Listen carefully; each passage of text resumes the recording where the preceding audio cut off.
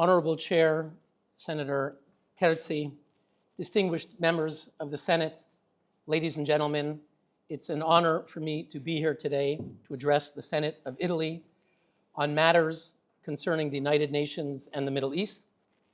And I am coming to you straight from the United Nations Human Rights Council, where I was engaged in various debates. And normally when I walk in there, Senator, I often get interrupted. I often get attacked. I was attacked last week verbally by Pakistan and Cuba, tried to interrupt me, tried to shut me down. So I very much appreciate being in your great democracy and this great institution to be able to speak freely about what is happening at the United Nations and what we as citizens who care about the world and who want the UN to work need to know about and need to be doing. So, the United Nations and the Middle East, what has been going on recently? We know, of course, that next week, the UN General Assembly will convene for their annual opening, and there will be one day devoted to the French and Saudi-led initiative for a two-state solution, which has been regarded by many as the resolution that was adopted as a reward for Hamas. Hamas launched a war on October 7th, and without any Palestinian reforms, Hamas is still in Gaza, and they recognize a Palestinian state. Mahmoud Abbas, the moderate Palestinian Authority, has been condemned repeatedly for engaging in Holocaust denial. He pays terrorists, the families of terrorists, after they commit terrorist acts. And he's in the 20th year of his 4-year term. And so the Canadian, the Australian Prime Minister said he promised us he will reform. But rather than wait to see any reforms, they are rushing to make this statement, which of course has no basis in international law. The PA does not meet the elements of international law. So this is really a political stunt. So that's the General Assembly next week. And of course, if we look at the General Assembly, these latest actions are not a huge surprise because it's part of a pattern. UNWatch will be releasing data this week, which we compiled over 10 years, from 2015 to 2025, and some of it is already on our website, the UNWatch database. And it counts how many resolutions have been adopted on the various countries. So if you look at some of the world's worst abusers of human rights, if you look at China, which has 1/5 of the world's population, 1.5 billion people who have zero freedom of speech, zero freedom of religion, zero freedom of assembly, 1 million Muslim Uyghurs are in camps. What has the General Assembly done on China? Zero. There has not been a single resolution adopted on China in the past 10 years, not crushing Buddhist temples in Tibet, extinguishing democracy in Hong Kong, rounding up human rights lawyers, throwing them in prison. Zero resolutions. The Cuban communist regime throws teenagers in prison. Zero resolutions. Qatar has slave labor. Zero resolutions. You go around the world. Turkey, Pakistan, Venezuela, Zimbabwe, Libya. Zero, zero, zero. A handful of countries get critical resolutions. There were, in 10 years, 9 on Myanmar, 12 on Syria, 10 on North Korea, 9 on Iran, and on Israel, 173. I'm going to say that again. 9 on Iran, 10 on North Korea, 173 resolutions on the tiny Jewish and democratic state, the only democracy in the Middle East. 173 one-sided resolutions which give a free pass to Hamas. This is the Parliament of the United Nations, and sadly, this is the outcome. So we need something different. And sadly, if we look at the United Nations, we can see that from the top, the Secretary General has given a very negative example. The Universal Declaration of Human Rights was adopted in wake of the Nazi atrocities, and it speaks of being adopted in response to barbarous acts which outraged the conscience of mankind. And when we saw on October 7th, once again, barbarous acts which outraged the conscience of mankind, how did the UN Secretary General respond? We know that just a few weeks after, he came to the UN and he said, yes, I condemn the attacks, but, he said, the attacks did not happen in a vacuum.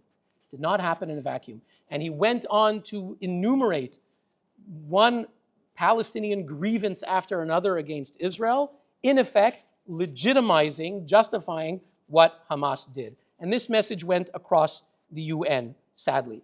And today I'm going to mention just a few institutions. One is the Human Rights Council. We'll mention one of their appointees, one of their commissions, and then UNRWA. So the Human Rights Council, where I was just speaking and will be going back soon, they, as you know, every session have 1 day on the world and 1 day against Israel. No other country in the world has its own agenda item. Not North Korea, not Vladimir Putin bombing innocent people in Ukraine, not China oppressing 1.5 billion people. They do not have a special agenda item. Only the tiny country of Israel, special day, special agenda item to target. Under that agenda item, what did they do? Well, number one, they appointed a commission of inquiry. And who is the commission of inquiry? It's Navi Pillay. Actually, they appointed that under item 2, a generic agenda item. And who is the commission of Navi Pillay? You read the headlines. I was asked by your media. The commission found genocide. The commission this week found genocide. The one problem in the report, if you read it, is they forgot about Hamas. So Hamas is erased from the context. There is no war. There is no invasion killing 1,200 people, thousands of rockets against Israel, promises by Hamas to repeat October 7th. All of the military war context is erased. And so all you have is Israel bombing Gaza without saying that Hamas embedded hundreds of kilometers of terror tunnels underneath homes, hospitals, and schools where they still violate the Geneva Conventions and sacrifice their own children for what is a nihilistic death cult. Hamas is a nihilistic death cult. All of this is erased from the report, which is a sham. And they use a definition of intent for genocide, which does not exist, just to deliver a predetermined verdict. Was I shocked? No, because I was there when they appointed the commission in 2021. Who did they appoint? Navi Pillay, who famously, a month before she was appointed, blamed Israel for attacking Hamas in May 2021 when there was a war between Hamas and Israel. She pointed the finger only at Israel, and she lobbied countries to sanction apartheid Israel. She signed letters saying sanction apartheid Israel, arms embargo. She is the objective chief judge of this commission. It's a complete farce. It has the appearance of legal proceedings, but it is it has all the credibility of a Stalinist show trial, where there was a prosecutor, where there was a defense lawyer, where it was in a very nice room, but the verdict was delivered in advance. And that's what happened here. Not only Navi Pillay, who else is on her commission? Milun Kotari. Milun Kotari, a few years ago, said the Jewish lobby is controlling social media. He was condemned by Italy. He was condemned by France, Germany, Switzerland. 18 countries condemned him for anti-Semitism, including also the UN Secretary General and the President of the Human Rights Council. And he is one of the judges. He didn't resign. Now his term will be up in a month, but this is one of the judges. So much for the Commission of Inquiry. Who else has the Human Rights Council appointed? Someone who you know very well, was mentioned by Senator Terzi, Francesca Albanese, to become the Special Rapporteur. In her time as Special Rapporteur, as you know, she has used her UN mandate to justify Hamas. On October 7th, she wrote on her Twitter account, there's a context. You have to understand Hamas. So we have written to the UN to tell them a little bit about her history. We filed a complaint. She was supposed to be renewed in March. She was up for renewal. And we filed a complaint to the UN. It's this dossier called Wolf in Sheep's Clothing. It may have been mentioned before. 56 pages documenting her legitimization of terrorism, incitement to anti-Semitism. So, for example, you see her talking about the lobby hebraica. On October 7th, today's violence must be put in context. These are some of her actions. And, of course, she tells Hamas, you have the right to resist. And you see the countries who have condemned her for anti-Semitism or Holocaust inversion. The United States, Canada, Netherlands, Argentina, Hungary, Israel, France, and Germany. Never in history has any UN rapporteur been condemned by France, Germany, Canada for anti-Semitism and Holocaust inversion. Only Francesca Albanese. So here you see the France saying that her remarks are scandalous, and you have Germany saying that her remarks are appalling. In addition, our report showed financial misconduct, which even a UN committee found. She accepted money from pro-Hamas groups to fly in Australia and New Zealand to lobby against Israel. And a UN committee agreed that she accepted money from pro-Hamas groups. She lied about it for 16 months. Okay, when we first, in November 2023, she went to Australia. We complained about it. Her host was the Australian Friends of Palestine, a group that praises Yahya Sinwar. You can see on your screen this organization praising the Hamas mastermind of terrorism for his incredibly moving remarks. That's the group that sponsored her trip. Other Hamas groups as well. New Zealand, also pro-Hamas groups, they sponsored her trip. We filed a complaint with the Secretary General. She said, no, it was paid by the UN. I had nothing to do with it, all paid by the UN, okay? In addition, she asked for money to speak. You're not supposed to take money if you are a UN official. She asked for money to speak, to be paid for her office. And we filed a complaint, and the UN said, when it comes to rapporteurs, the UN doesn't play any role, so they're not involved. Finally, an investigation was opened. Albanese said, I've never had anything to hide. I've never had anything to hide. And our report that we released in June, nothing to hide. Okay? Albanese says she has nothing to hide. Okay? She didn't take money from any other groups. I have nothing to hide. Well, as our report shows, for months she said, again, it was all funded by the UN. Finally, a coordination committee investigated her remarks, and even her best friends, okay, people who supported her, who attacked us, even this committee that attacked us, including this lady, Mofo Kang, the Special Rapporteur on Health, has attacked me, says Israel is evil. She is on the coordination committee who's judging Albanese. This is the one who's judging Albanese. He's attacked me numerous times, calling me evil. She's the UN Rapporteur on Health. Okay, this is what's happening at the UN. And we took all of this and all of the information, we submitted it to the UN. Okay, there's one resolution at the UN that deals with reappointment. It's called 8 PRST2. And you can read. It says, only if there are no objections does the reappointment happen. And here there were objections, numerous objections. We filed our 56-page dossier to the UN. The US government objected. Israel filed the letter, Argentina, Hungary, and others, US Congress, European Union lawmakers. Under the rules, this is the only resolution on reappointment. The President of the Council has to give the objections of her violations to the Council, and they have to take action. That's not what happened. The President decided to throw our complaints, United States Congress lawmakers, European Parliament, Israel, Hungary, Argentina, and others, he basically threw it in the garbage, and he gave it to the committee of her friends. He said, they will decide what to do with it. They will decide what to do with it. Here's the US objections. Here's the House Foreign Affairs Committee letter, all official objections. The Netherlands officially opposed her appointment, Hungary, Israel, Argentina. So they said that she was reappointed. But today we filed, it's on my Twitter account, on X. Today we filed a new report, memorandum of law, submitted to the United Nations Legal Council, submitted today. And this is a 21-page document that shows in detail how the United Nations Human Rights Council failed to respect their own core rules of how to deal with objections. There was never a vote to reappoint Albanese. There's no vote. No vote was ever held.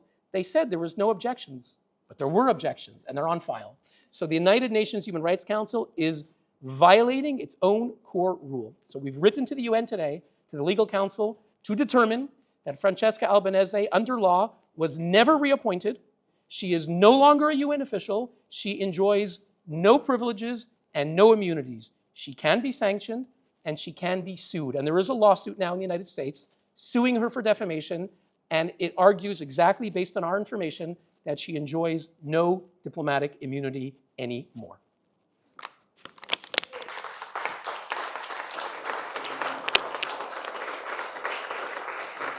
So the case is clear. You can all go on my Twitter account on X and see the 21-page legal memo establishing exactly as I said, she no longer enjoys diplomatic immunity. Let me briefly walk you through a new report just released yesterday in the Bundestag, reported in La Stampa today, I believe, in La Stampa and also in Neue Zürcher Zeitung.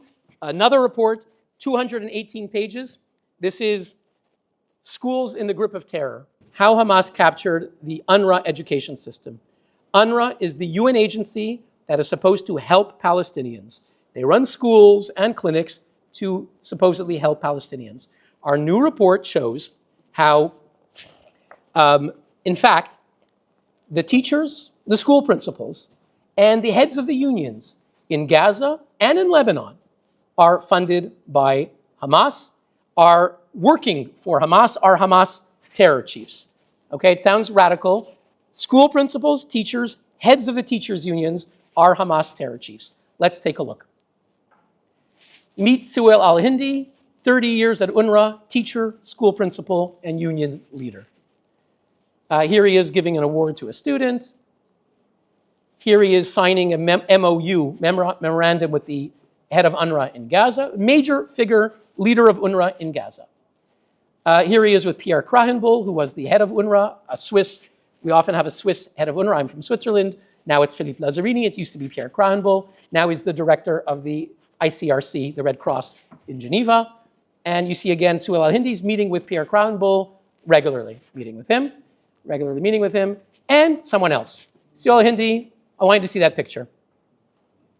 Suhail al-Hindi sitting next to his friend and colleague, Yahya Sinwar, the mastermind of the massacre of October 7th.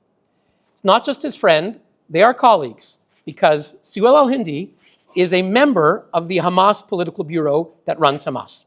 I'll say that again. The same man who's an UNRWA teacher, school principal, leader of 13,000 staff until 2017, but still, we will show, still running things, is today one of the leaders of Hamas.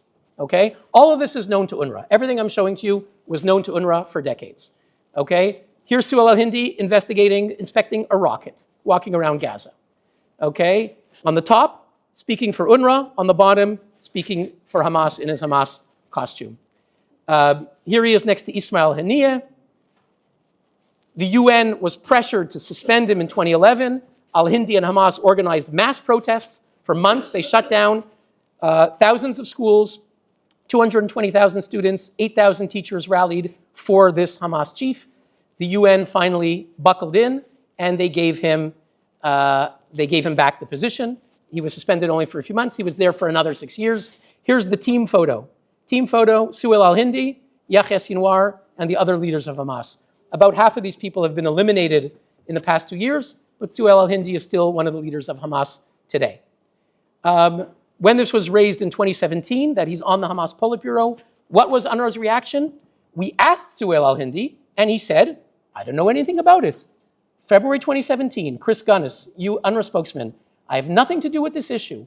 And then he adds, UNRWA says, based on our due diligence, we asked him, and we could find no information to contradict what Suhail al-Hindi said. He has nothing to do with it. Media, go home, nothing to look at. But there was the team photo, and eventually they had to let him go. But he still continued to be at Hamas. Here's his retirement party. He's praised. What did he praise him for? The Arab Staff Union praises him for leading the march. He stood up against the inclusion of Holocaust education. So UNRWA is telling you, you members of the Senate, you members of the media, that they are better than the alternative because they are teaching UN values of human rights and peace. But the truth is that the leaders of UNRWA were fighting to stop Holocaust education, and he succeeded. And his friends, Hamas people, praised him for his heroic accomplishment of stopping Holocaust education. He was one of the leaders of the March of Return. This was to probe the fence in advance of October 7th. He was one of the leaders of the committee. He became openly Hamas. Here he is threatening to move children to the border, the place of a violent clash on the Israel-Hamas border. He said, I will move children of UNRWA there unless UNRWA does what we want. So again, a nihilistic death cult willing to sacrifice their children. He is the head of UNRWA education. We're preparing, this is a few months before October 7th, we're preparing for the major battle. And here he is just 2 weeks ago in Qatar, Iranian Foreign Minister Araghchi and Suhail al-Hindi. Officially no longer with UNRWA, but still very much running things. Our report shows these are his deputies, who are today the official leaders, but he is still running things, and these people are all still Hamas.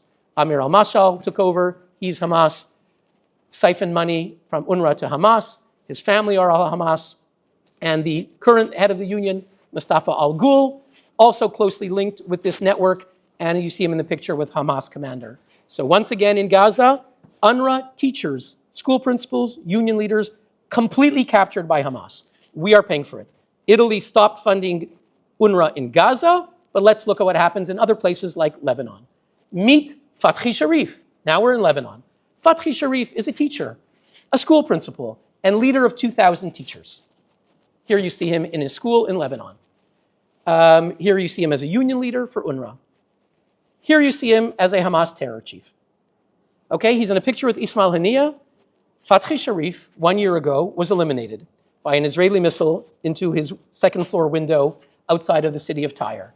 And when he was eliminated the same day, September 30th, 2024, Hamas announced, "You killed our leader." Hamas said he was their leader. And then they released a video. This is from the video of him with Ismail Haniyeh. Okay, Hamas confirmed. Here's this picture. On the left, 2019, UNRWA gives him a certificate of appreciation. Who's in the picture? The former head of Amnesty International. The former head of Amnesty International, Claudia Cordone, who is the head of UNRWA in Lebanon, is handing appreciation to Fathi Sharif when everyone knew that he was a Hamas terror chief. Everyone knew. On the right is the poster when he was killed, that he was a Hamas martyr. UNRWA appreciation, martyr. I'll just be 2-3 minutes and then I'll conclude. Here is Fathi Sharif. This photo, we didn't hack it. It was on a community website in Lebanon. Fathi Sharif in the beige suit, next to Ahmed Yassin, the picture, the founder of Hamas, next to Jihad Taha, Hamas spokesman, at an event. Look at the child with the Hamas headband, grooming children to learn how to fight for Hamas terrorism and to kill Jews. Fathi Sharif, the head of 2,000 UNRWA teachers, this you're paying for in Italy. You are paying for UNRWA in Lebanon, you paid his salary. And all of these UNRWA people, you're paying the salaries. Here's Fathi Sharif on his website, pictures of terror chiefs, him with Abu Tariq. This is at his son's engagement party. All of the people in the front row are Hamas, Jihad, Al-Qaeda. Here he is holding the casket of a dead terrorist, celebrating Hamas terrorism. He's holding the casket. Here he is with Hamas bodyguards. This was from the video screenshot that Hamas put out. He walked around Gaza, in Lebanon, everyone knew he was the head of Hamas. He praised the resistance in front of UNRWA leaders. He posted his profile picture of his child wearing a school uniform with a rifle, liked by 82 people, UNRWA, UNRWA, UNRWA. Everyone saw it. He wasn't hiding. The UN said, how could we know? If someone is an undercover activity, how could we know? That's what Guterres' spokesman said. The opposite is true. He was hiding in plain sight. He wasn't hiding at all. This was on his public Facebook page. Okay, here he is bringing Hamas terror chiefs into the school. Here he is with children saying knife intifada to support stabbings of Jews in Jerusalem. Who took over? Ibrahim Meri, his disciple. Here's Philippe Lazzarini, the head of Hamas. The head of UNRWA. Big mistake. Philippe Lazzarini, the head of UNRWA, with the UNRWA people from Gaza, Amir al-Mashal, the UNRWA people from Lebanon, and they all have in common, they're all Hamas. So this was an UNRWA conference in Amman, Jordan, 2022. In effect, UNRWA paid for a Hamas conference for heads of Hamas in Lebanon, heads of Hamas in Gaza to meet, and this is a year before October 7th. You can imagine what they were planning. Ladies and gentlemen, our new report shows that the money that we are sending to UNRWA, whether it's to Jordan, Lebanon, UNRWA is in different places, is funding Palestinians to poison their minds, to try to destroy Israel, kill Jews, the opposite of what the UN claims they're doing. All of this was known. UNRWA did nothing. In the words of the Swiss Foreign Minister Ignazio Cassis, so long as we are continuing to fund UNRWA, UNRWA is part of the problem, not part of the solution. We are only perpetuating the conflict, and it is a perverse logic. Grazie mille.